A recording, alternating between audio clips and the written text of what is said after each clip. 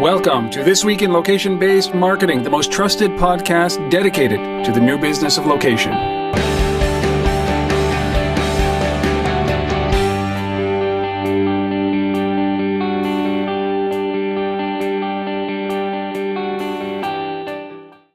It is time for This Week in Location-Based Marketing. This is episode number 161, and we're doing this live Christmas Eve, December 24th, 2013. My name is Rob Woodbridge from Untether.tv, located in Ottawa, Ontario, Canada, and barely with me, like minutes with power, right?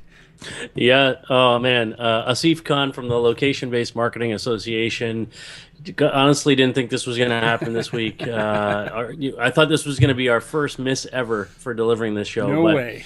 Here we are, ice storm and all. Finally got some power back. We were basically, without power for like 50 hours. So here we are. This will teach us to deviate from our scheduled time, won't it, Asif? Yes. Like acts of God like this destroy, derail everybody. But on Friday, if I had been in town on Friday, we would have been able to do it. We would have put this to bed. You would have received this I know. on Monday instead of Boxing Day, right? But you got to go on a nice trip with your family. It was good. I did. I got to spend time with Santa Claus up in North Pole, New York, which is just outside of Lake Placid in a little town called Wilmington. It's also where Whiteface Mountain is, but it's just on the south side of, on the base of the mountain. But there's this place called North Pole, New York. Santa Claus lives there 4 months out of the year. Awesome. Yes, and we saw him. True story. Absolutely true story. Well, I am so happy that we could do this because, we brag about the fact that we've done this. This is 161 consecutive weeks, and the streak was in jeopardy, but we will continue. Now, I think we've got about, 3,300 more to reach Cal Ripken? Something like that. Something like that. Yeah, I know. We'll be dead long before that happens. But Rob, I mean, the good thing is we still got most of our lives ahead of us. Exactly. Well, at least half. At least half. Yeah. Well, this is a jammed show. You have some events that are coming up in the new year. Just a few scheduling notes to those of you who are listening or watching is that our next episode, which we will record this coming weekend, will actually be our prediction show. No news stories, no new stuff. We're just going to be talking about the things that we loved of 2013 and the things that we think we'll see in 2014. Actually, maybe do a recap, a review of how we did last year. I'm always frightened to do that. I have to watch that show. And then we'll be back to our regular scheduled programming in the new year for this podcast. That will be episode number 163. So you have some events, though, that are coming up in New York and Atlanta. Let's talk about those. We do, yeah. There's actually three events. Really just want to mention the January schedule here because things kind of get back right after the holidays. So if you're in Amsterdam, the Amsterdam chapter is hosting a sort of a New Year's gathering. It's on Monday the 13th. So that information and all the other events I'm about to talk about is all on our website, thelbma.com/events. On the 15th in New York, the New York chapter is hosting a retail roundtable event. I know Gary Schwartz will be there, Jonathan Treber from RevTrax on the panel as well. So a good discussion there. And this is focused on retail and sort of the significance of that is it's National Retail Federation's big show is also happening that week. So everybody in the world of retail will be in New York anyways that week. So come out on the evening of the 15th. And that one of the cool things about that is it's being hosted at the Associated Press head office. So if you just want to see that building, which is really cool, come for that reason, if no other than to hear for some great retail discussion. Worth it. Definitely worth it. And then the last thing on the 29th, so a couple weeks later on the Wednesday, the Atlanta chapter is hosting an event.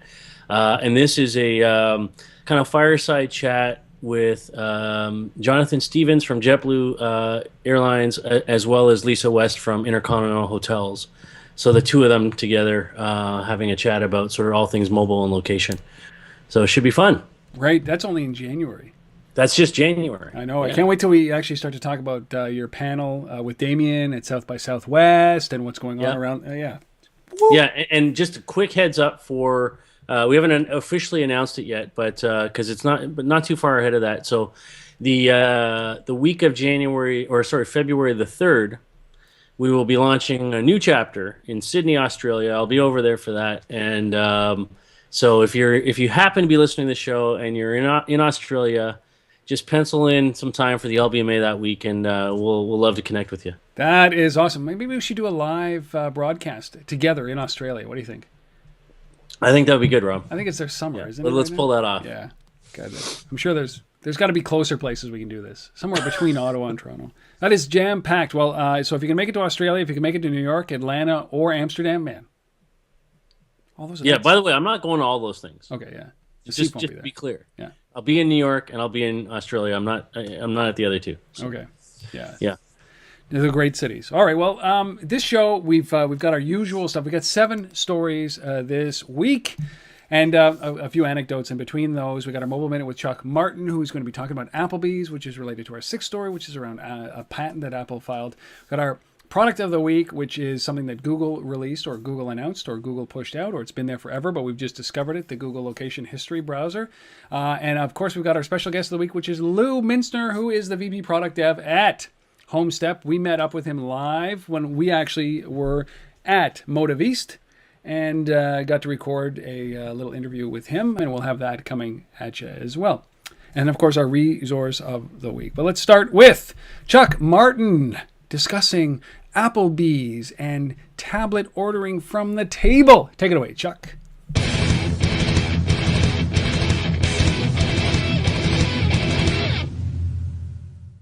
Welcome back to another Mobile Minute. First, it was Starbucks with Square. Now, Applebee's wants you to order and pay from your table. Yes, tablets are moving to the table. Applebee's announced recently that they're going to get 100,000 tables with tablets. And Applebee, of course, has it's the world's largest casual dining chain. It's got 2,000 locations in 49 states and 59 countries. So here's the issue. There's going to be a tablet on the table, and the issues are multiple. Are people going to pay that way? That's one thing.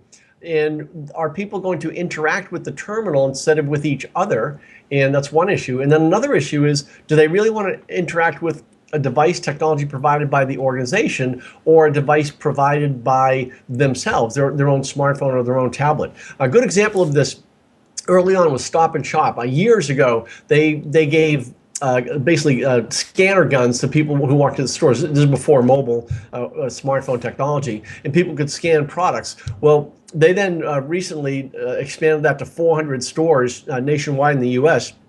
And people are doing this with their iPhone and Android apps, and they're scanning products, and they're moving $1 billion worth of revenue through that. So it's not like this is not a big deal. And I talked to John Caron, who's the VP of marketing at Catalina, and he was saying basically, the greater the exposure that people have to this technology, the higher the comfort level is going to be. And that's a really good argument that the more of these Applebee kinds of things and Stop and Shop kinds of things happen, more people are going to see that, gee, what can I do with that? Oh, I didn't realize I could do that. So they're basically learning from each other. You know, this kind of reminds me of the old jukeboxes. Remember those in the local 50s diners? Remember that? Yes. Used to put, yeah. No, I don't. I know exactly. Well, the newer diners that used to do this, right? But will this last, or will this move to the smartphones? Well, we don't know. That's a really great question, and it's only time that's going to tell whether it's the technology provided by the restaurant or the organization, or technology that the consumer comes in with. Anything that someone in a retail environment comes up with, somebody else is going to figure out how to move that to a smartphone so that it's in the palm of the consumer all the time. Chuck Martin, ladies and gentlemen, if you haven't subscribed, you should do so. You're going to get at least 15 of those per month, probably around 20 of them per month. Little nuggets like that, mostly statistics and data. You can do that at untether.tv, or you can just listen to one of them every week here on This Week in Location-Based Marketing. Thanks, Chuck, for being a part of that and for doing this every week with me. What do you say? Jump into our product of the week? Let's do it. So we always knew that these companies like Apple and Google were tracking us wherever we went. You know, there was a kerfuffle about a year ago around what Apple was doing with the location data, storing it in an unhashed and unencrypted file on the device. And Google, I don't think this is new, I just think that people have discovered it. It's Google's location history browser, and it is crazy full of information. If you have actually enabled location services in Google, it literally has your history of where you have been displayed on this great big map, and by day, by month, by year, you can see how far you go. And I mean, I only travel between this much space in the map with a couple of blurbs, right? Big long blurbs, but. It is incredible, this treasure trove of data that you will find about yourself. And I think that we agreed to this, but it's kind of stunning to see it in a map form, wouldn't you say? Yeah, it's pretty cool. It's pretty cool, yes. Yeah, for sure. I mean, so basically, this is the data that when you get your Android device and you're doing that initial setup, it asks you, are you willing to transmit your location data back to Google? So if you said yes on that, that is the data that's being tracked here. Yes. And so I think if you're okay with that, this is a pretty cool way to kind of look at that history. I mean, we talked about this on the Modev show about when we were talking about Foursquare, and I said the only real value I get out of that platform for me now is really looking at the history of where I've been and what I've done and all of that. So I think this is pretty neat. I mean, my only thing is why isn't Santa carrying an Android device? I mean, who needs NORAD, right? When you got this. Well, didn't NORAD teamed up with Bing? Like it used to be Google and NORAD for the Santa tracker. Now they went off and did it with Bing. I guess they bid higher. But you're right. All of this stuff. Santa doesn't need radar. We don't need radar anymore. And I use the Moves app. Heyday now is one of my favorite applications of all time. So it tracks where I've been, key places where I stop. And that kind of reminds me. But it's always that thing. Like, if you ever need an alibi, we talked about this at the Modev East. Here it is. Google comes out a week later and gives you your alibi. Just don't get caught where you shouldn't be caught. Yeah. None of this data gets erased, and that's one of the big things that we learned. So not only is Santa watching you, yes. Google's watching you. Google's watching you, yes, and the entire world is watching you at some point as well. So just be careful about how you use this location stuff.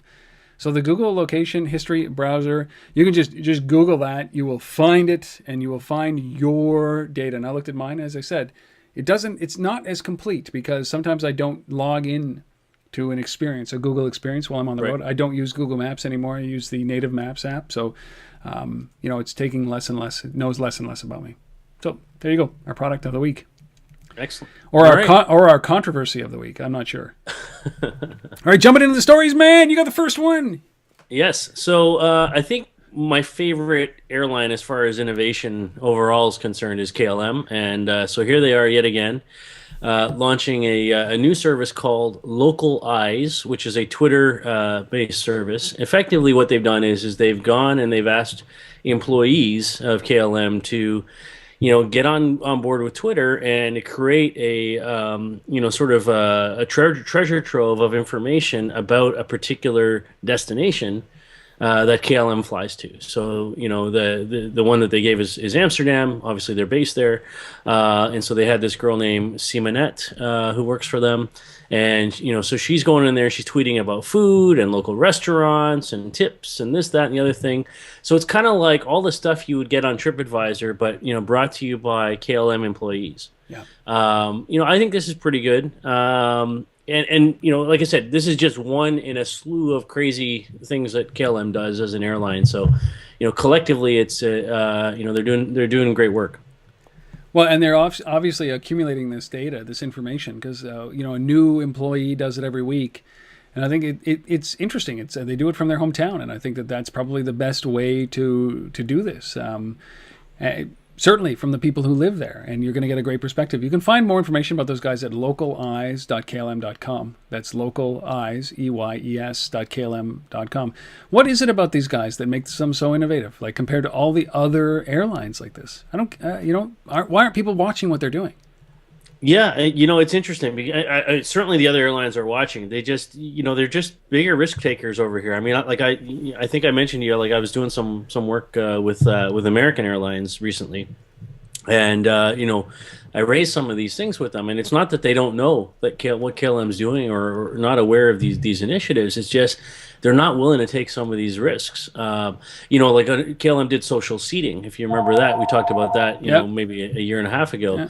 and that's pretty interesting in itself because this is the idea that you book your flight on KLM, and when you book that flight, you can also choose to say to associate your booking with your LinkedIn profile, and then people who book after you can look and say, well, Rob's going to be sitting here, and he's got a pretty interesting profile that matches up nicely with what I do for a living. Maybe it'd be worthwhile me booking the seat next to him so we can have a great conversation. I mean, there's risk to that. There's a lot of downside potential to that too, right? People could get really annoyed. But KLM's willing to go there, and a lot of other airlines aren't. Yeah, I like sitting with an empty seat next to me. So that would too. piss me off, right? Yeah. It's like, no. Yeah. I'm going to be, having two separate profiles on my LinkedIn stuff. But But you know what, Rob? Soon. So here's the thing. Soon we're going to be they're about to allow phone calls and all that on flights. Yeah, it's great. So I can see the day, Rob, where you and I are on the same plane, sitting in the same row, and we're broadcasting live from an airplane, live from KLM flight. You want to do it. You know what? Wherever we can do it together, I had a great time last week doing it, and it was. I did too. So I think that we'll do it from an airplane. But it just shows you the power. Like these guys are using Twitter for good, right? So they're making it interesting, and it's a conversation, and it's getting their employees engaged with this. It probably creates a deeper bond with the employee and the employer, as well as people who might look at KLM, as opposed to any of the airlines. But this week has also shown us very quickly, the downfalls of this open platform called Twitter, and especially with this poor woman, this PR woman who, 12 hours, took off for South Africa from London with a flippant, ridiculous, racist comment on Twitter, and she landed 12 hours later to find out that her world has been destroyed, and she's lost her job, and she's lost all her friends, and her family's and she's getting death threats, and she's being covered in all the news, and she's a meme now because it's crazy. It just shows you that companies are doing things for the good, and there actually is trust in their employees to do the right thing. So KLM. There you go. Localize.klm.com. All right. Our second story, it was only a matter of time, I think. There's always been this blend, right? We've seen Ingress from from Google, who is trying to blend real life into digital games, into software games. And this game, Borderlands 2, they've always, I think the first two versions of this have always had QR codes or ways of interacting with the game embedded within the game. So QR codes is their preference. But now they have QR codes that allows you to collect a currency, a virtual currency. But you have to go download this application, scan the QR code from the game. So the QR code's spread out through the game, and it gives you money. Basically, virtual currency inside of the game that you can then buy new weapons, or you can upgrade your guy or upgrade your gal or upgrade whatever it is inside of the game. And I think that this is a wonderful strategy to get people to download the games, because when I buy a game, and say it's networked, that's fine. You can tell me how often I'm in and out of the game and that kind of stuff. But really, that application becomes the gateway to be able to communicate more effectively with that user. And so the app is called Loot the World app, and it's on iOS and Android, and it ties into this game. And you can just imagine how this is going to build up. And if people are fanatics about it, they're going to use it to scan QR codes in the game and get money in for upgrades. This is a cool strategy. I like it. I like the idea of, the simplicity of it. Any QR code, any barcode, whatever, find it anywhere, scan it, and you can get what you need to progress in the game. Yep. For me, it reminded me of the sort of Rovio, the Angry Birds McDonald's thing, that whole Magic Places idea. And we're going to see more of this, the sort of the bridging between sort of the gaming world and the physical bricks and mortar world, and, one leveraging the other to sort of advance, both their causes, right? Well, this is a great co-marketing opportunity, isn't it? Love it. I think this is fantastic. So, very interesting. Gearbox Software is the company who makes this thing. So, kudos to them for pulling that off. Do you think that we are going to see that? So do you think Gearbox will do something with Borderlands and say Target or Borderlands and Walmart or something like that? I think that's where it should go, right? I mean, I think, if you can get a retailer or a big brand like that to underwrite some of the cost of this thing, why not, right? And then it becomes, I mean, the nice thing now is that it's open to any QR code, any barcode anywhere. But, what if it was only Target, codes, right?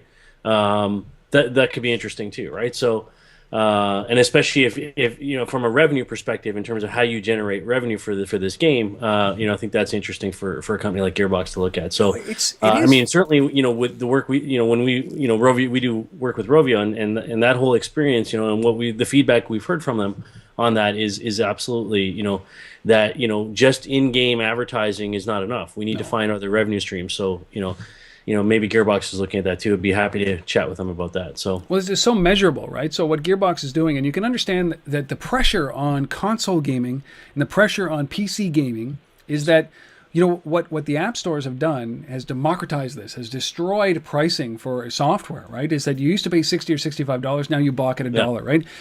Everybody understands that freemium is this model that has been adapted very, very efficiently, very quickly, and effectively in the mobile world. And now all of a sudden you're looking at a $65 or an $80 game, and you're like, nah, you know what? Yeah. Like I was getting some DS games for my kids, and I got to do this a little quiet because they're upstairs. And I'm looking at like $45. Are you kidding? Are you kidding me? Like they find better joy in $1 or a free game. So, there must be so much downward pressure on these guys to be able to do this. So they have to be able to look at this and say, look, there's a cliff coming where people aren't going to buy this stuff from us at this price anymore. So we have to find a way to supplement our income so that when that race to zero actually happens and I cannot charge for the game is table stakes. And then what happens inside the game is where you have to monetize. This kind of thing really gets me excited about it because the opportunities are endless. These guys could probably generate more revenue as a result of doing something like this than doing it the old school way, which is charging a software license. So for sure. Cool. Borderlands 2, QR codes, Loot the World app. All right, so our third story is about a mashup here between Capital One, the financial company, and Pushpoint Mobile that we've featured on here before, Greg from Pushpoint and his team over there. So basically what they've done is they've kind of taken Capital One's platform, which is called SparkPay, which is a mobile payment point-of-sale solution for small, medium businesses, and tied that together with something called OfferHub, which is Pushpoint's geo-targeted offer platform, and kind of tied those two things together. So you're basically enabling small business owners to facilitate payments transactions, but at the same time, deliver deals and offers and coupons all connected to that, all in a single kind of platform. So, nothing really crazy innovative here, but the sort of the common sense of uniting payments and deals and platform, and taking these two platforms and putting them together makes a lot of sense to me. And I think, also the fact that, Capital One, being a major processor in this context, from a Pushpoint perspective, I think this is a great partnership.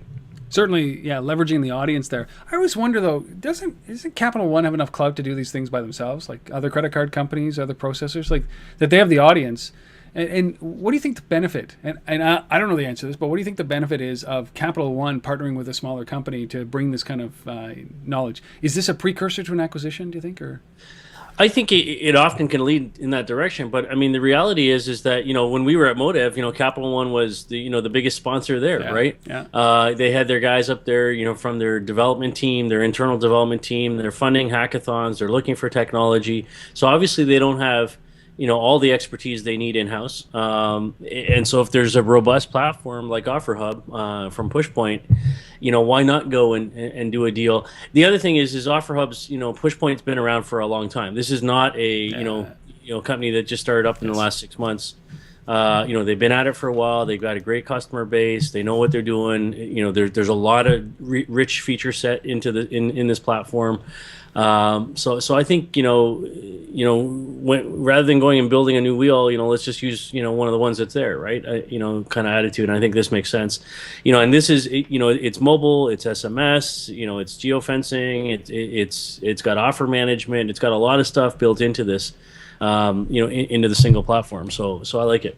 Hey, so do I. I mean, I just always wonder these things. Is that this is a perfect example of a company that wants to accelerate time to market. Obviously, they're going to leverage somebody else's technology and the knowledge that they have to be able to do these things properly the first time. Because we know that it's so competitive that there may not be a second opportunity for Capital One. True. Yeah, you're right. I saw they were everywhere at Motive. Everywhere.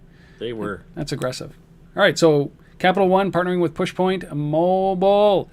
All right, first 3 stories down, plus our mobile minute and our product of the week. We're going to jump into our guest right now. 2 weeks ago, Asif and I were at Motive East in McLean, Virginia, just out of Washington. If you missed that episode, that was 160 live from the show. And we sat down with Lou Mintzer, who is VP Product and Development at Homesnap, a company called Homesnap at homesnap.com. And their goal is to bring you all the information about the house you were staring at this very moment, right from the smartphone or from a website. And the way they do it is amazing. I had a really great opportunity to sit down, and it was my turn to do the interview this time. So I did. I sat down with Lou, and here it is live from Motive East. Lou Mintzer. And we're back with our interview for This Week in Location-Based Marketing. I'm with Lou Mintzer, who is the VP of Product Development for Homesnap. Yep, What is Homesnap? So Homesnap is an app. It's out right now for iPhone, iPad, Android devices, and it does something pretty cool. You just have to take a picture of any house in the United States to find out all about it. It's the best elevator pitch I've ever heard. The shortest, maybe. Can you a little bit more detail? So what does it do? How does it do that? How does it function? How can I take a picture of something and have all the data come up? So the real wizard behind the curtain is the custom database that we've built that contains data from a variety of sources, over 100 different data streams. So what we're doing is pulling together MLS database records from across the country. We're supplementing that with county tax records, census data, demographic information, geographic hierarchies, property lines, and much more, public school information. And so the phone itself has a lot of sensors in it, right? And that's what powers the aha moment. So when somebody goes to take a picture of a house, we've already fired up all the sensors in their mobile phone. GPS, the magnetometer, which is the compass, the accelerometer, the gyroscope, and even the barometer in some Android devices. And so the moment that they take the picture, we capture all that sensor data, and that's how we figure out where the person's standing, which direction they're facing, how the phone is articulated in their hand, and it's by building up that mathematical model that we can interpolate the house that they're seeing in the viewfinder. And does it work on every house? Every house, for sale or not. You're going to get some data on every house, right? Yep. Maybe not all the data, but some data on every house. Right, that's true. If the house is for sale, the data is much more rich. You can see interior photos, pricing history, agent information, and much more. But for any house, you'll see the basic facts, bedrooms, bathrooms, the tax assessment, the property polygon, the schools, and not just the nearby schools, but the actual school that your child would go to. So we figured out a way to access school attendance zones, and then we built an algorithm to do point and polygon math. Then we crawled through every house in the United States to figure out which school districts that house belongs to. So when you snap a house with Homesnap, you'll actually see that's the elementary school, my kid would graduate, go to this middle school, graduate, and go to this high school. So your elevator pitch just tells you literally about everything about that house that you could ever imagine would be available to you at that moment. Well, I mean, there's a lot more information that's not accessible to us. But one of the good things about Homesnap is it's like a positive feedback loop. So the more people take pictures, the more pictures are available. So frequently, if you're looking at some random house, you could access the Google Street View. Mm-hmm. But if you tap into Homesnap, you might be able to see a picture from the winter time that somebody took last year, a picture one day when it was raining, a picture when a renovation was going on, and a picture of the current day. So what was the inspiration? Why do this? There had to be this moment for you where you're looking at a house, maybe, I don't know, you wanted some information on it. Like, what made you build this? So before we even launched the app, we had a real estate website. And one of the things that we discovered was Google was sending us a lot of traffic for people doing address keyword searches. So people were searching for a specific address. And thinking about it, that meant people were in the real world. They saw a house that they liked. They wrote down the address. They went home. They got in their computer. They punched in Google. And that's how they found Homesnap. And so we tried to figure out a way to improve that workflow. And at the time, we were obsessed with Shazam, right? The music identification app. We're like, is that really possible to do with houses? Could we boil it down to a single tap operation? And so that was the cathartic moment. And so over time, we've added more product features and more data sources, but it's still that like fundamental workaround of getting the information while you're standing on the sidewalk in real time that gets people to hear about the app, make a habit out of using the app, and tell their friends about the app. Why would they use it? So they're either moving into a neighborhood, they're interested in what their value of their neighbor's house is. What are some of the use cases for this? Well, there's many more Stalking. use cases than we initially anticipated. What's the weirdest one?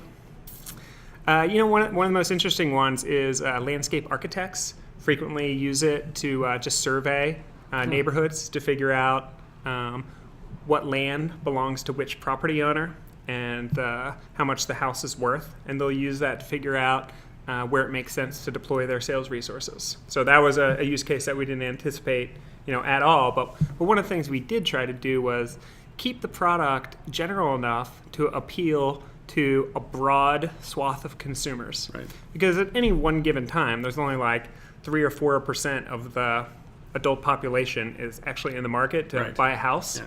And so, to make an app that's going to be able to be ranked in the App Store and be able to harness the power of word of mouth, we had to make it so, anybody would be interested. Even somebody that's like hanging out in a boat and there's a cool house on the shore and they ask the age-old question like, oh, I wonder how much that house costs. Or you're in the Hamptons for the weekend and you're, see all these awesome houses and you're like, I wonder how much that house cost. Yes, I'm often there. But what about, like I think about it from other business standpoints, right? So like roofers, right? So they might look at the average age of a house and try to understand what neighborhood that they should be attacking for their work. Do you kind of see those kind of scenarios panning out as well? Roofers in particular doesn't resonate, but I'm sure there's been a roofer that's used the app. One of the segments that where there is a lot of power users is hedge funds who are snapping up a lot of distressed residential real estate.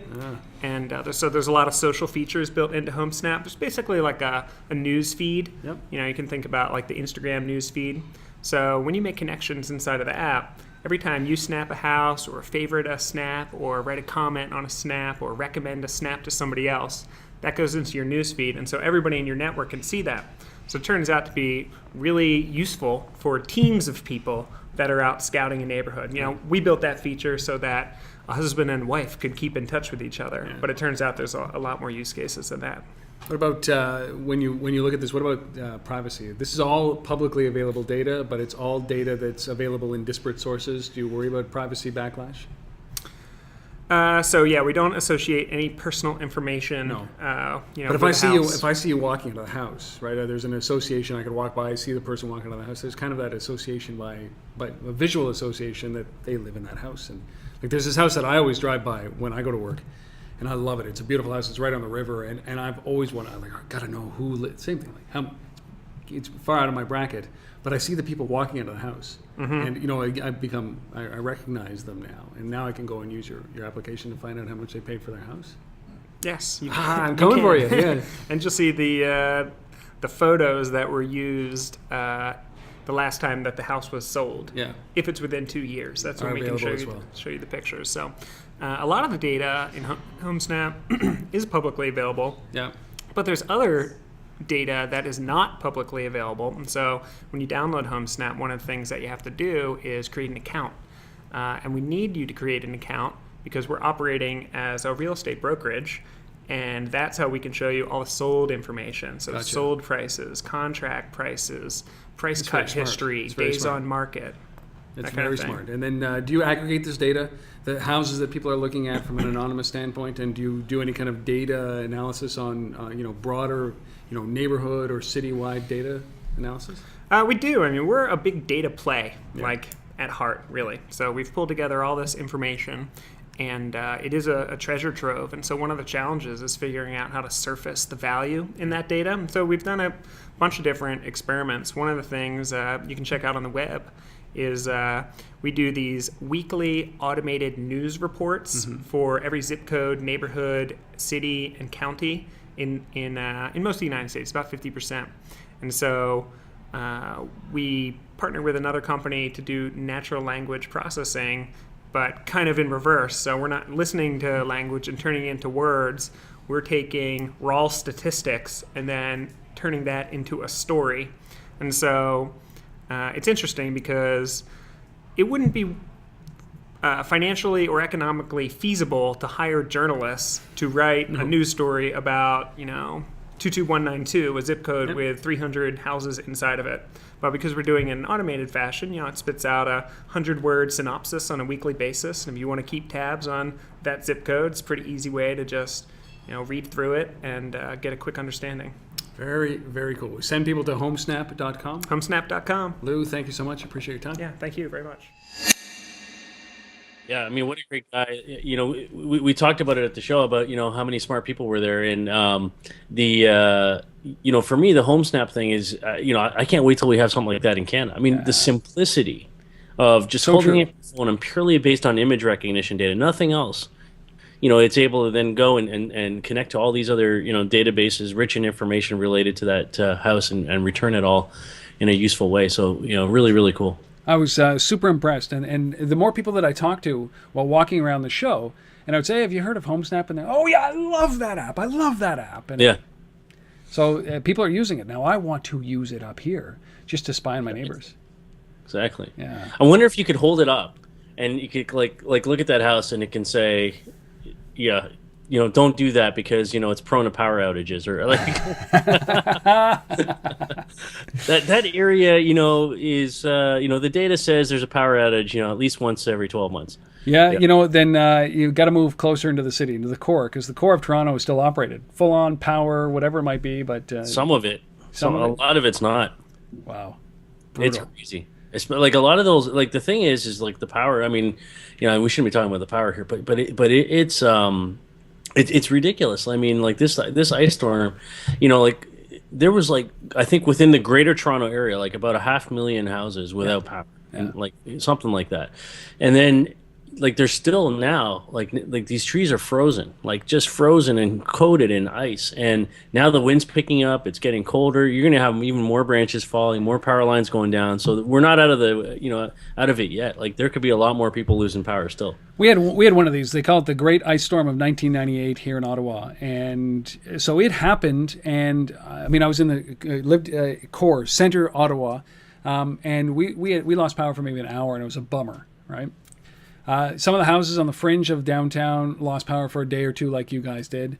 There were farms and there were other houses on the outskirts of the city that lost power for 15 or 20 days. Yeah. They couldn't get power because all the power lines sagged and snapped or broke because of tree branches falling. Oh, so, yeah. This crazy, is not crazy But stuff. I'm sure that Homesnap could have that data somewhere. Yeah. So maybe a good segue. We didn't plan on talking about this, but we didn't plan on having a power outage for 50 hours either on my side. But I came across this company once I got back online here this morning, and I was looking through my notes and whatever else.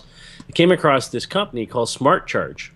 This is a Kickstarter funded project. I'm now going to be an investor in because of what I just went through. But basically, these guys have come up with a light bulb that it's an LED light bulb. I mean, you know how everybody's pushing for LED light bulbs these days. But basically, in behind the light bulb, there's a battery thing, and so you basically put batteries in this thing, and it still works with the same switch that this light is on. But basically, when the power goes out, you have light. Love it. Love it. Right? I mean, it's simple but cool. And does it last 50 hours? I think they only need $6,000 left. They're trying to raise 50 grand, and they're down to the last 6,000. So it's 40,000 hours, 25 years lifespan on this thing. And I wonder how long it would last per charge. But it would give you at least something. So it's a lithium-ion battery. You got to replace it every 4 years or so. It says. Fun, these guys. Anyhow. And how many days do they have left? They have lots of days left, don't they? Yeah. There's a few days left. All right. So anyhow, take a look at that. If you're prone to power outages, like apparently I am, I wasn't, but move or get these things. This is Smart the cheaper Charge, alternative. Kickstarter. Take a look. What was the name of it? Smart Charge? Smart Charge. Yeah, on Kickstarter. Yeah. Amazing. Okay. Good Anyway, segue. Back to the show. All right, now we're moving into our fourth story. I downloaded this new version. I still don't get it. I still don't want to use it. It's still past its prime, I think. But they managed to raise some money. We're talking about Highlight. They had their day. So we're talking about Highlight, and this is Hige or GHLIGHT. Yes. So Highlight, this was launched originally back in 2012, around South by, I believe, along with Glancy and Sonar and a whole slew of other things that all came out around that same time. And they had a really crazy logo. If you remember this thing, it was like in Still 3D the same. with all these colors, and you would look at it, and your eyes would go all wacky, and it was terrible. It was terrible. Anyhow, the other guys kind of all disappeared, so they're still around. I thought they were dead. They're still around. They raised $4 million this week from Draper Fisher Jurvetson, DFJ. I just call him DFJ. It's easier. Yes. Led this round, $4 million. And there's a few others, Benchmark and Crunch Fund, and a few others involved in this thing. But not just the funding. They've launched a new version. Rob just showed it there. Their V2O, better logo. Doesn't mess up your eyes as much. They've added Bubba Maraca, who's from DFJ, Yes. to their board. So I guess that's good for them, or at least good for DFJ to watch their money, to see where that goes. But I'm like you. I never got excited about this thing the first time. I don't think I'm going to be excited about it the second time. It's got some new features in how they track the movements of your friends and people around you. Yeah, differentiates between biking. It's got a cool little mapping thing, Yeah. right? It's got this mapping feature where you can plot the connections nearby of your friends and see how they're moving. So it's got a directional thing. Like you can track sort of the real-time movements of people that you care about on a map. So that's, whatever. But it distinguishes between biking, walking, and traveling in a car. So yes. it's not that people... it's tracking speed. Yeah.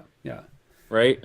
So I guess that's, whatever. That's kind of interesting, but, still not going to get me to use it. So, no.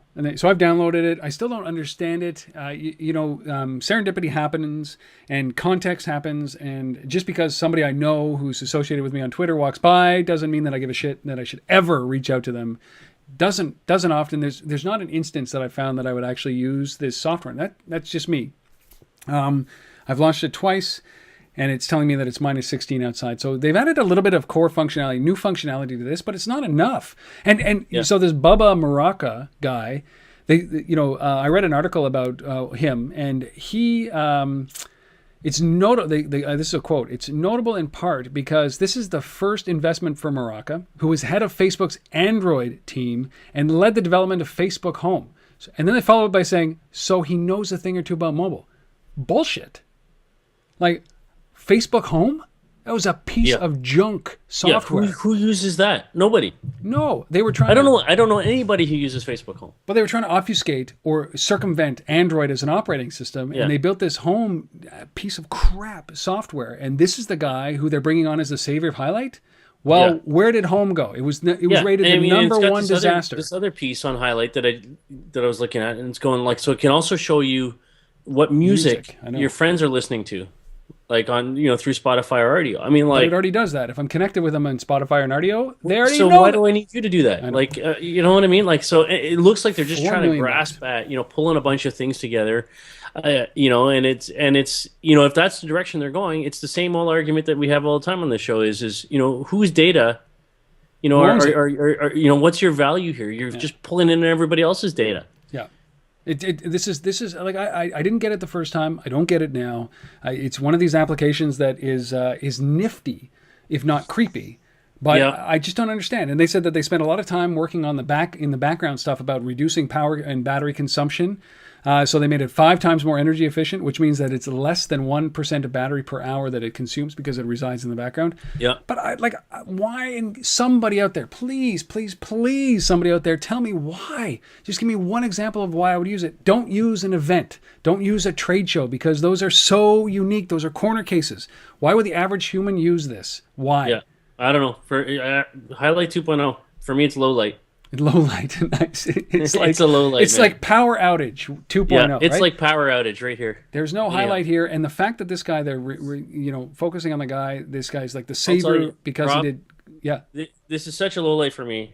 The most useful thing for me over the last 48 hours, right here, the flashlight app, right here. This is how I got around my house, people. Flashlight app, utility. Utility. It's so good. Not highlight, flashlight. That's it. Exactly. They should have made a flashlight. They should have put a flashlight in it, and might have used it. Well, I mean, if you're still interested in this product, I don't know why it would be highlight. HIGHLIGHT. Highlight. All right. Yeah. Number 5. All right. So, from one odd thing to another. So this is a product called Mother, right? By Sense. Yes. That's sen.se, and this is just basically a whole bunch of stickers. It's actually well done. This is a very well designed product. You've got a central hub that you plug into your network, you plug into the wall, and it's basically, I think it's low energy Bluetooth. And it is basically a bunch of sensors that you can attach onto anything. Your toothbrush, there's some great examples on the website that you'll see in the background as I'm talking. So your toothbrush, and then you're talking about, or the door, or Billy's knapsack, or anything like that can trigger things. So motion, it can actually track how many times you brush your teeth as a result. And it's got this beautiful dashboard of the things that you want to track. And I think that this is a very, very, very slick marketing plan. I love this kind of, hey, listen, this is a mother.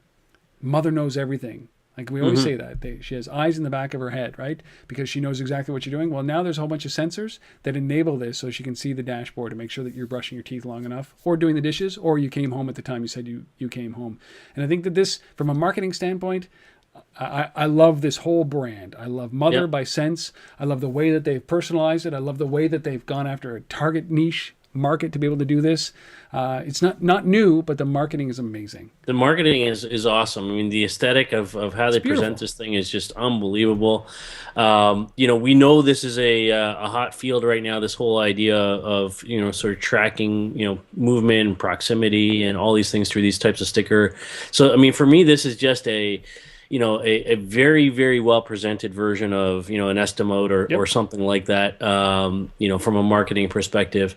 And we're going to see more of these guys. We're going to see, just lots of new ways to do this. But at the end of the day, what I like about this most is the fact that I think, they understand that the real value is in the data, the dashboard, the software, and not the actual, how we present the sticker. No. Well, the color, the way that they've used color, the way that they've used everything around this is stellar. And, no offense to Estimote, but Mother has this absolute vision now of what this product will do and could do. Estimote doesn't mean anything to me, right?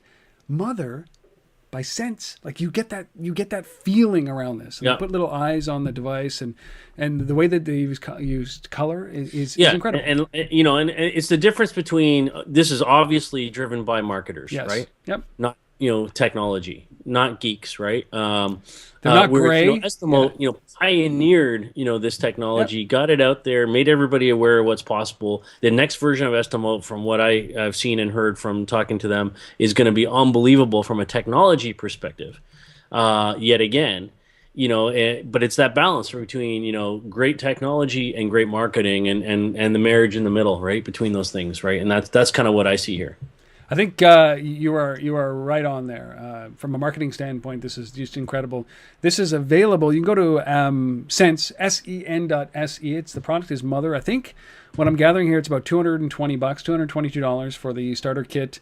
And, it's just, the marketing is smooth and slick and well thought out. So Rob and I love this kind of stuff. We're all about the marketing. We're all about the data, and your whole dashboard's awesome. So if anyone from Mother's listening to this, or from Sense, I should say, is listening to this, we'd be happy to kind of try it out and show this stuff on the show. So feel free to reach out to us and let us know if you're interested in that. Sense, sen.se, if you're interested in that kind of stuff. Mother by Sense.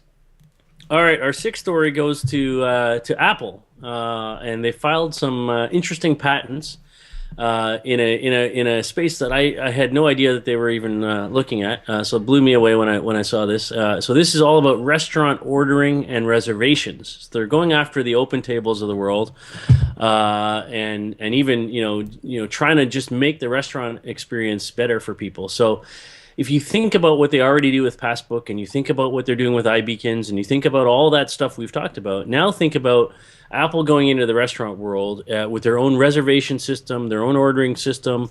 And one of the key things to this is, sort of wait list management. Is more, as I read through this patent, this is the one thing that kind of jumped out at me. So we've all had that experience where we go to the restaurant and you got to wait, and so they take your name down and they give you the little thing that you carry around, and then when your seat opens up, it buzzes, and you go to the thing and say, hey, here's my blinking buzzing thing, I'm ready for that.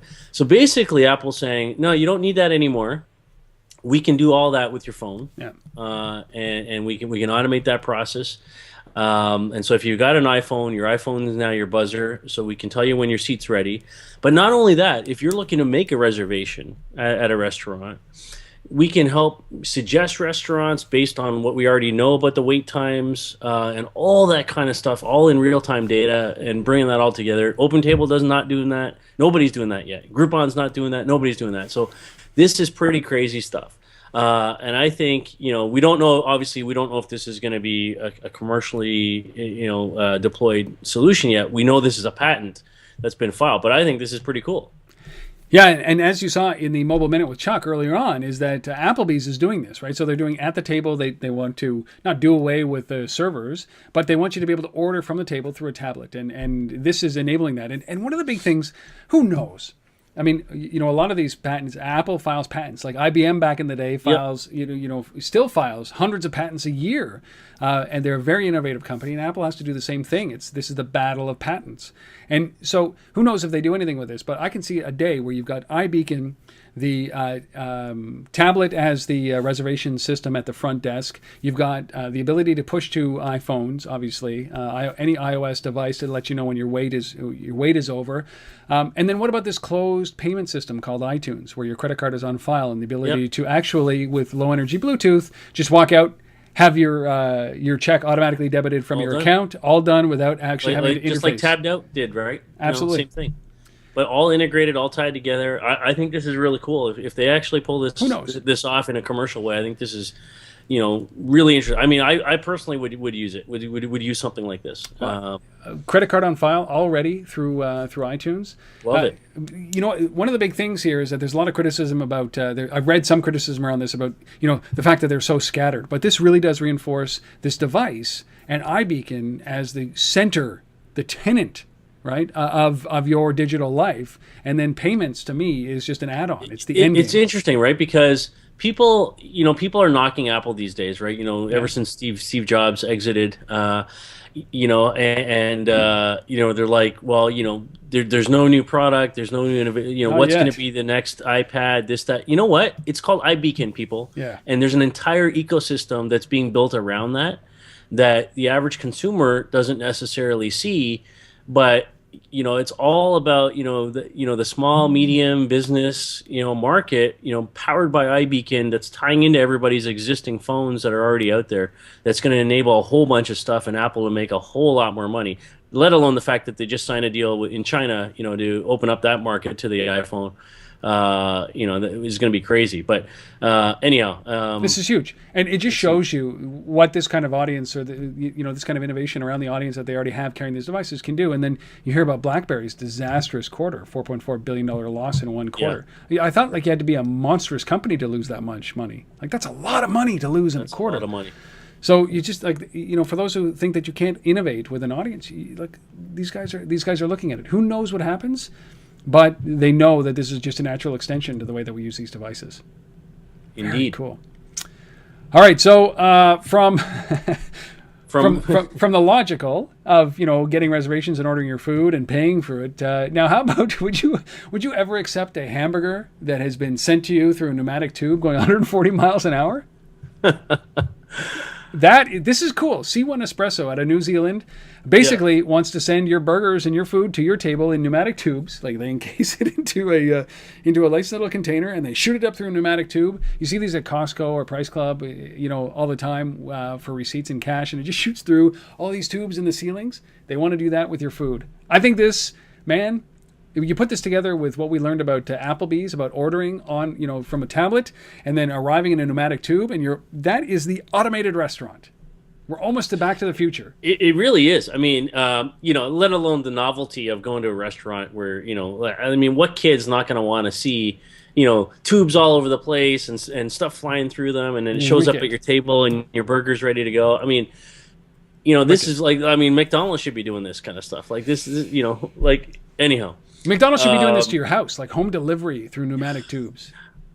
I mean, I was in a place, it's not in a totally different thing. I was in one of the old buildings that had the old sort of, even my parents' building has, the chutes for putting your garbage and laundry, your garbage down, from the top, drops down, the laundry chutes, the old bellwaiters, and these old buildings for bringing food up. I mean, that stuff is just cool, right? Like it's just neat. It's cool right? now. So sometimes we don't need, technology, new technology. We just need old technology, and we need to do it in cool ways. And I was reading this story about this, about C1 Espresso here, and they said that they were inspired by the movie Futurama. Oh. So they were watching Futurama, and they saw this, and they said, we need to do this in our restaurant.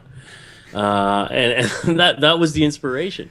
And they've got their own custom braking system to slow the thing down so it arrives safely on your table, and all this kind of stuff that they built around this. So it's pretty interesting. It doesn't hit terminal velocity and smash against the end. This is good because getting hit by something going that fast will hurt. Yes, it will hurt a lot. I just wonder how they bring the shakes down, right? Yeah. So apparently it's just sliders and nachos. Yes. Things that can fit. Yeah, things that can fit in this thing. So they built their own custom-sized tube and all that kind of stuff. Can you imagine, Asif, it's your turn to clean the tubes. Like, yeah, that'd be terrible. But this is cool. This is a novelty, obviously, and it's just simple technology. No mobile stuff, no location stuff. Just hey, burger up, boom, up through a pneumatic tube. There you go. God, love it. Love it. All right. 7 stories nailed. Our resource coming up, but we've also done our guest of the week, which was Lou Mintzer. We appreciate him coming on. He's from Homesnap. We had our mobile minute with Chuck, and of course we had our product of the week. Now listen to this. Hey, did you know, Asif, that Twitter has had an impact on freaking all media, but really radio has been impacted by Twitter? Did you know that? Yeah, I didn't know. I didn't know to this extent. But it's interesting. The preamble on this infographic is really interesting. So this is an infographic from Brandwatch that's called "Dual Senses: Listening to the Impact of Twitter Upon the Radio Sector in the UK." And it's got some interesting numbers in here. 14,000 radio channels in the UK and the US. Less than 3 months, Brits tweeted about radio 400,000 times on Twitter. So.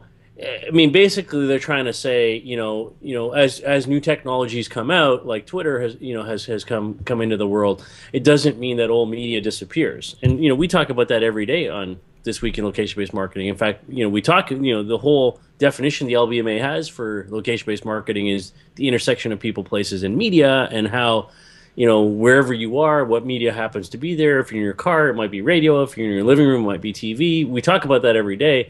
But what we talk about is the relevance of location to that media.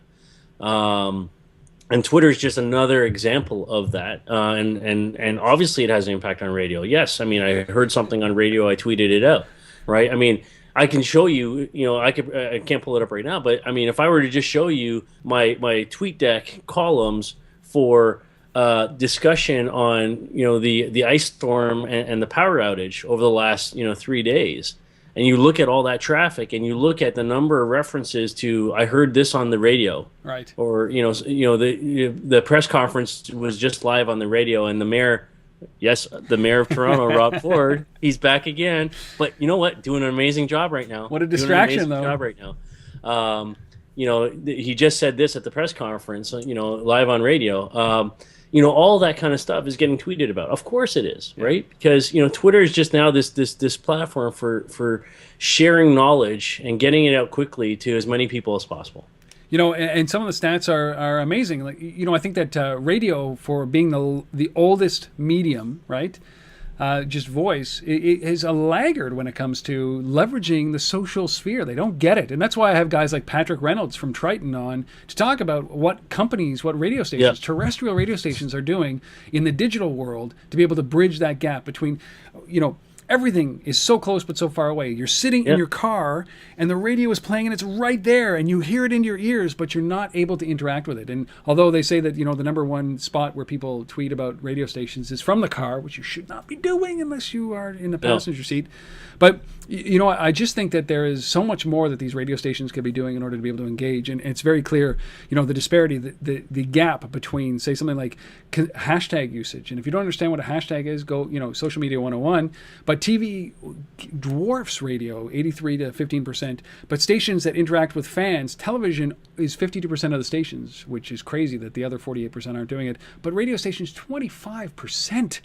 I think the most active here in North America, especially in Canada because of hockey, the most active time for interaction is during a hockey game or during a broadcast of some sort, sports related, because they really get it. They understand that dialogue is so important. Talk radio gets it. Just don't watch those Ottawa Senators. They're terrible. What do you mean? 5-0 win over Pittsburgh last night. Yeah, you had no power, so you didn't see that game. Yeah. Yeah. But honestly, I mean, the interesting thing for me, just referencing the last 50 hours of no power is when you have no power. Radio is powerful. You have no internet. Yeah. And cell service was spotty at best. It was up, it was down, it was like, I mean, Rogers and all the carriers here have been having trouble because they've got trees dropping on their lines and other things too. But what always works is radio. I mean, I listened to more radio in the last 50 hours than I've listened to probably in the last month. Yes. And it's all about just tuning in and listening to when's the power coming back on and what's the latest update on work crews out trying to fix lines and all of that. And radio is just there. You just turn the thing on. As long as you got a battery in the radio, it's good, right? And you can go out to your car for warmth and listen to it. Exactly. And charge your phone. Yes. That's exciting. And yes, Rob did ask me if I would be willing to do the podcast from my car. I thought about it. Yeah, and I thought about it, but I just didn't think I'd have sustained bandwidth enough to pull that off, Rob. I saw Amber Mack on the side of the road, I think on the way to Halifax, pull over and do a social hour on twit.tv from her car. She was not afraid to do it. I don't want to call you out or anything, Asif, but... yeah. I think that we Amber's got just a better person than me. Amber, I love her. Yeah, I love Amber. So this is an interesting thing. But if you are interested in a little bit more information, I just recently, if you're listening to this when it's relatively fresh, I posted I did an interview with Patrick Reynolds. It's the third time he's been on. He's from Triton Digital, and we talk about this kind of stuff, about the impact that social and mobile are having on the radio world, and it is monumental. And, you're starting to see these big companies in the States like Clear Channel starting to get less punitive and less, volatile around the digital radio station counterparts and actually understand the impact that it's having and realize that if they want to play in the space that they can't ask for huge money from the digital radio stations because then it's punitive to them as well. So really interesting stuff going on in that space. And Patrick Reynolds is my guy to go to once a year. I get an update on it. And there's the last 3 years we've sat down. So you can check him out on untether.tv. Great resource, Asif. We could talk about that kind of stuff forever. Excellent. Speaking about forever, like the length of this show, next week we have our special look back, look ahead. I cannot guarantee that will be anything less than an hour. It'll probably be 2 or 3 hours long because it was such a crazy year and predictions galore. And I bet you the stuff that we've talked about today will get in there. I think about media. I think about things like I was making notes along here. That blending of offline and online with Borderlands, the game Borderlands 2. And I think that we're going to start to see much more of this kind of stuff around what Apple is doing with iBeacon and what the implication of their watch or any other low-energy Bluetooth device that are coming out. Stick around. Stay tuned for that show, which will be out next Monday from this. Yes. I think that's probably around the new year. Just before. Absolutely, and I think Merry Christmas and Happy Oh, yeah, that Holidays and stuff. all that to folks, and Rob, you're framed so nicely right now in the background there. On the one side, you got Santa on your shoulder, Yeah, on sure, the other, yeah. you got Springsteen on your shoulder, and Tell the story just about perfect. those. Yeah. I'll grab them. You tell. This was a gift from the sea. Some people this time of year, they just have the angel sitting over their shoulder, but it's I have Santa this and is Bruce. your angel, right? Well, this is Steve gave these to me. There's another one back there. You see it. While we were in Moda Ave in Washington. This is a hand-drawn, beautiful, beautiful rendition of Bruce Springsteen. I cannot believe you got these done. Amazed by this. And do you want to tell them who did this? Yeah, so this is Janet Hawkins, who's been a guest on the show from Opteris that Rob interviewed a while back. Also does some painting and did these for me. Rob, we talk about Springsteen all the time on the show, so Every show. she paints a lot of rock artists, and I put in a request for these for Rob. So there you go. What a guy. Merry Eh? Christmas. Every show we talk about Bruce Springsteen. One day we'll get him on here. No, No, come on, Bruce. not likely. Not likely. Oh, well, I appreciate it. They will stay there forever. Santa will not. They will. I love it. Yes. There you go. Thank Bruce you, Steve. Springsteen's year round. Santa's just a couple weeks. Yeah, exactly. He's Yeah. only he's a day. The guy's a day. He's a day. overrated for a day, right? All right. Okay. Well, let's end this because we'll be back. We're just going to flip into our next show soon anyway. So, but listen, for those of you who you're going to get this on Boxing Day. You're listening to this on Boxing Day or post. I really hope you had a merry, merry, merry Christmas. You got to spend a lot of time with your friends, a lot of time with your family. You ate a whole lot of stuff. A lot of turkey, a lot of meat pie if you're up here in Canada, or even down there, tortilla. But please, let us know how we did this year. It is very important that we get the feedback from you guys who are listening to this. We get some amazing feedback. A great comment, I'll get his name for the next one, who said, hey, listen, I love the podcast, but your introduction is so overproduced. It takes away from the show. And if that's the only complaint that you have, we're doing a fine job. So if you've got some comments or suggestions, please reach out. You can always review us on iTunes, which would be really appreciated wherever you find this podcast. It doesn't have to be iTunes. And if you ever want to ask us a question or make a comment to us that we'll play on air, reach out to untether.tv/talk. And you can just leave a 30-second voicemail there, and we will play it here. We'll answer any questions that you do have. But from me to you, thank you so much for being a part of this year. We really, really appreciate it. And I hope you have a great, great, great Christmas. Asif, anything else to say? That's it. Happy holidays to everyone. Looking forward to the prediction show and to catching up with everybody in the new year. So great to do this with you, Rob, as always. And It's been a blast. Merry Christmas. All right. Merry Christmas, everybody. We'll see you soon.